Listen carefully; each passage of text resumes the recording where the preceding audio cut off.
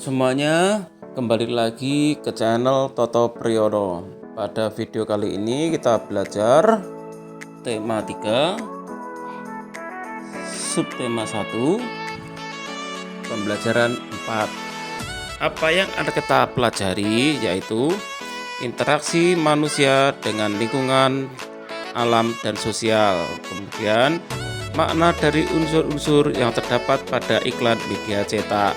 Dan yang terakhir, interaksi manusia dengan lingkungan, alam, dan sosial. Jangan lupa subscribe, like, dan komen. Kamu akan mendengarkan percakapan antara Siti dan Lani. Siti berkata, ternyata tidak hanya buah-buahan yang bermanfaat untuk tubuh kita, sayuran pun memiliki manfaat yang luar biasa loh.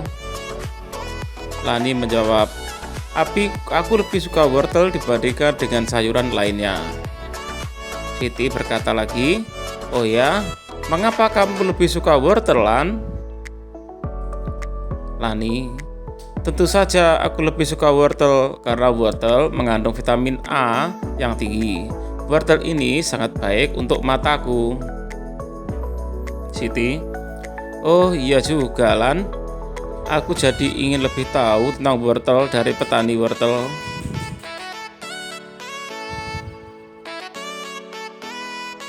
Sebelumnya kita akan membahas terlebih dulu tentang sayuran. Dari mana sayuran dapat kita makan? Ya, sayur kita dapatkan dari kebun-kebun yang menanam sayur.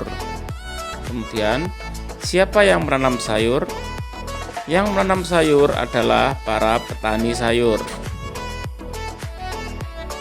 Bagaimana cara petani sayur memanfaatkan lingkungan hidup?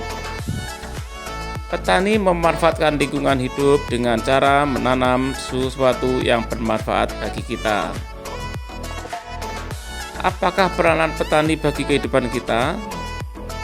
Peranan petani bagi kehidupan kita sangat penting. Karena dengan adanya petani, kita bisa mengkonsumsi sayur-sayuran dan buah-buahan untuk kebutuhan hidup kita sehari-hari. Berdasarkan percakapan Siti dan Lani, kita akan mengenal tentang wortel. Sayuran termasuk daftar makanan yang harus dikonsumsi setiap hari.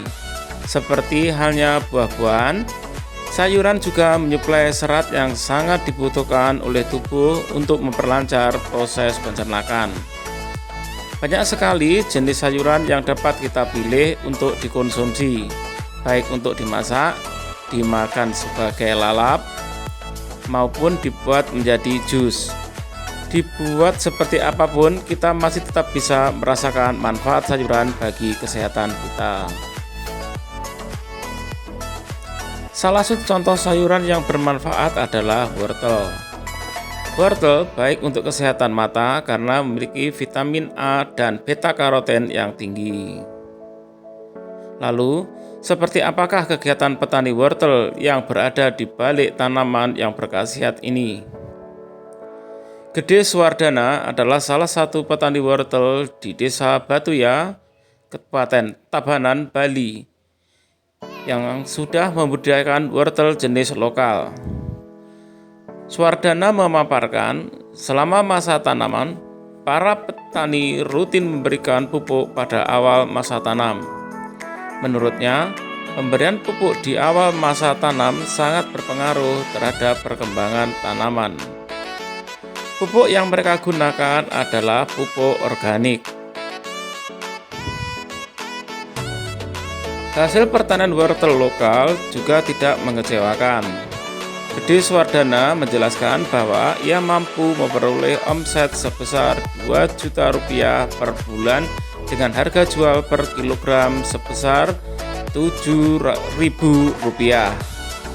Untuk pemasaran, Swardana menjelaskan bahwa ia dan membawa wortel-wortelnya tersebut ke pasar Batu Riti Tabanan. Di sana, ia bertemu dengan pengepul sayur yang kemudian mendistribusikan wortel-wortelnya ke beberapa daerah di Pulau Bali. Dalam dunia usaha pertanian, ada 3 pihak yang selalu bekerja sama, yakni pemasok, petani yang bersangkutan, dan distributor yang membeli sayur-sayur atau buah-buahan dari petani. Ada pula penjual sayur yang secara langsung membeli sayuran dari petani dan menjualnya secara berkeliling. Dari bacaan tadi, kita akan belajar membuat laporan sederhana. Komponen yang pertama yaitu judul laporan. Judulnya yaitu laporan pengamatan bacaan mengenal wortel. Kemudian ada tujuan laporan. Tujuannya mengetahui manfaat tanaman wortel. Kemudian hasil pengamatan. Sayuran sangat dibutuhkan oleh tubuh untuk memperlancar proses pencernaan. Salah satu contoh sayuran yang bermanfaat adalah wortel. Wortel baik untuk kesehatan mata karena memiliki vitamin A dan beta karoten yang tinggi.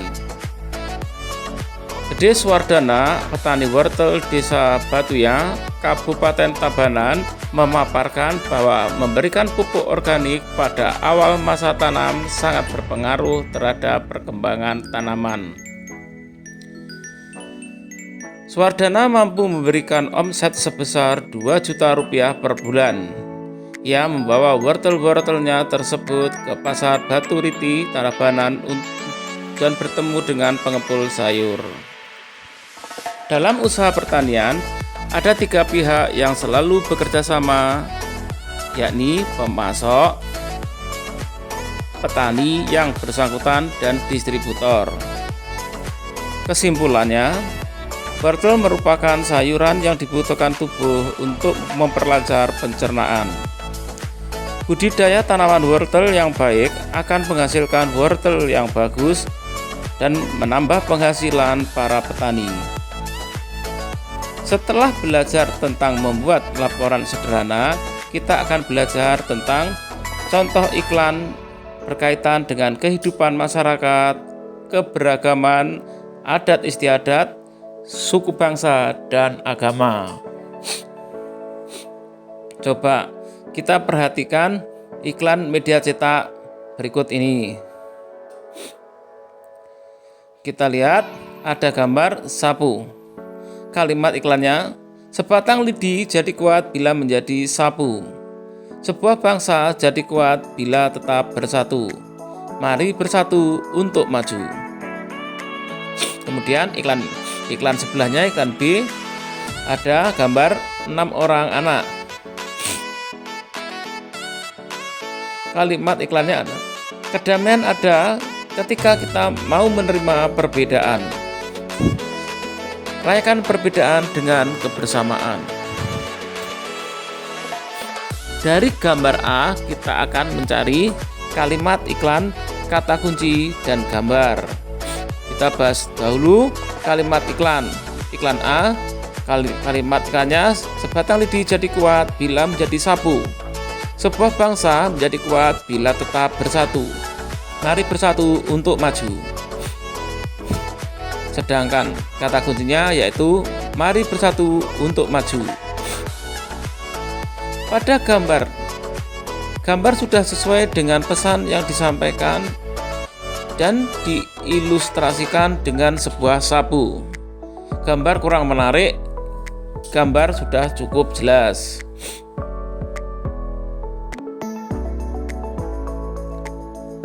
Kemudian kita lihat pada iklan B.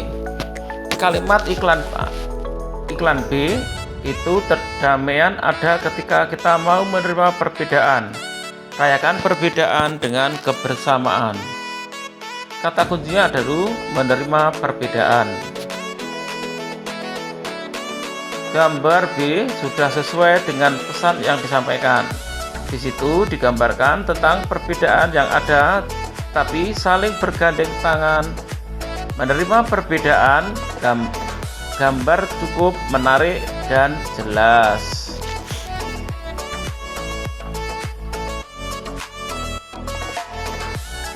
Gambar iklan menyampaikan pesan tentang bersatu dalam keberagaman. Nah, kita akan belajar contoh adat istiadat di beberapa tempat. Yang pertama ada upacara Rambu Solo di Tanah Toraja.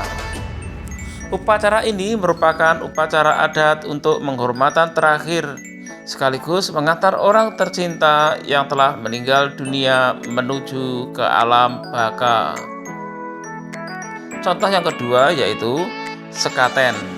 Upacara ini bisa diselenggarakan untuk memperingati Maulid Nabi Muhammad.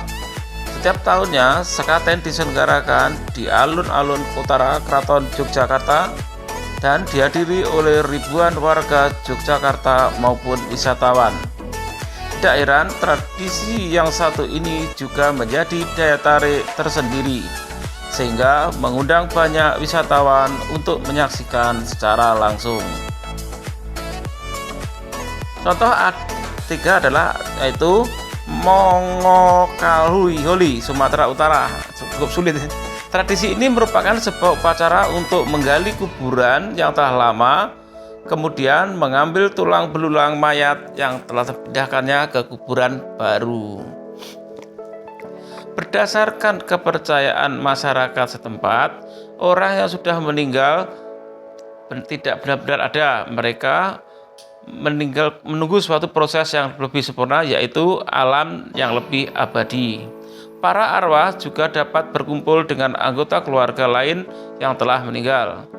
Adat yang telah dilaksanakan secara turun-temurun ini juga terkadang diikuti dengan pembuatan tugu marga.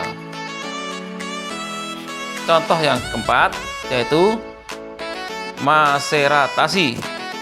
Tradisi maceratasi juga masih dipertahankan oleh masyarakat Kalimantan hingga saat ini.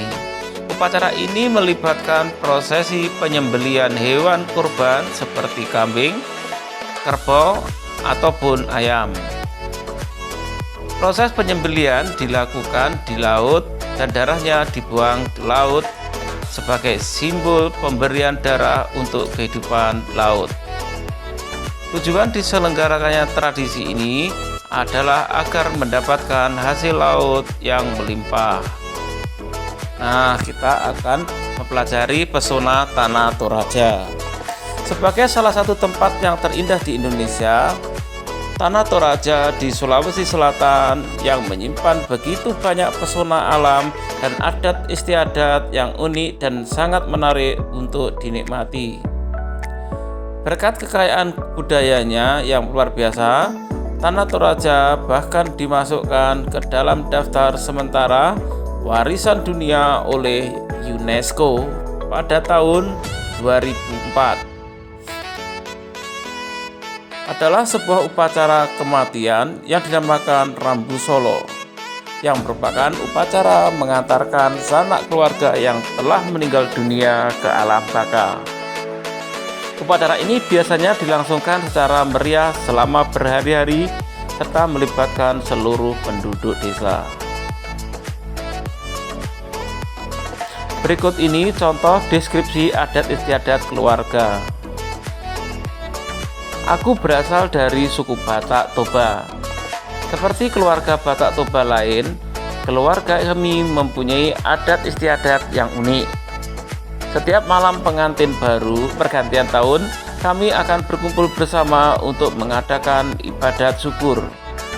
Dalam ibadat tersebut, kami mengucapkan syukur kepada Tuhan atas tahun yang telah berlalu dan memohon penyertaannya pada tahun baru. Selain itu, kami juga saling meminta maaf kepada anggota keluarga atas tindakan di tahun yang lama dan memohon doa agar menjadi pribadi yang lebih baik. Setelah itu, kami makan bersama. Demikian pembelajaran pada video kali ini. Mudah-mudahan bermanfaat dan Terima kasih. Dan berikutnya, bye-bye.